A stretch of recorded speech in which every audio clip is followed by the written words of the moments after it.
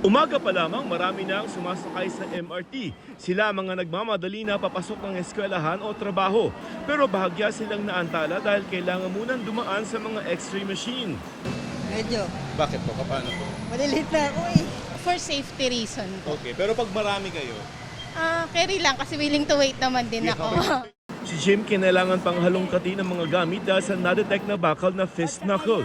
Ang mga pagkakaantalang ito ang gustong bawasan ng Department of Transportation, lalo pat ang MRT ang isa sa mga aasahan ng pamahalaan na kumuha ng mga pasaherong iiwas sa EDSA kapag nagsimula na ito sa June 13 na sasabay pa sa pagbubukas ng klase sa June 16. Yung mga may sasakyan na nanggagaling sa Magayo, pwede silang mag-park sa mga malapit sa mga stasyon ng tren and magte-tren sila o magbubus sila.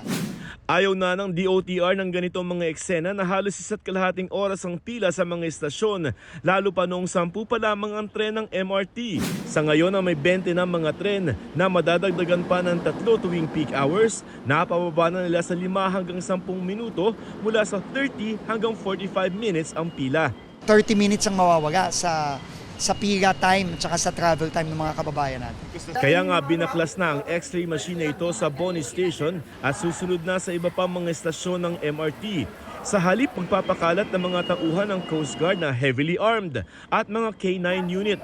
Sa halip ng mga X-rays, mga ganitong metal detector na lamang at yung mga bomb sniffing dogs ang ipapalit ng DOTR na pang security measure sa mga MRT stations sa susunod na linggo. Ito raw ay para mas mabilis yung pagpasok ng mga pasahero.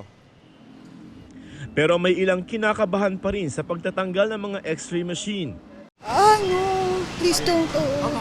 Kasi para sa aming mga pasahero, importante talaga siya.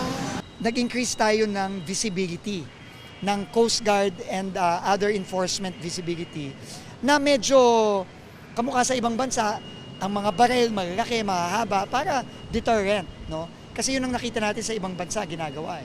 Babaklasin na rin at aayusin ang signage sa estasyon na ito na napulaan sa social media dahil hindi raw ito mabasa ng maayos dahil sa kulay at disenyo.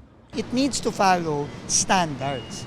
Itinutulak din ng DOTR na agahan ng kahit 30 minuto ang pagbubukas ng MRT sa pagsisimula ng EDSA rebuild. Sa gabi kasi medyo sagad na tayo na halos 11 o'clock na nagsasara ang MRT3 and kailangan ng maintenance time. Pinipilit natin ngayon na from 4:30 a.m. ang pag-umpisa, gagawin nating 4 a.m. Pinipilit ko pa yon sa ating maintenance operator.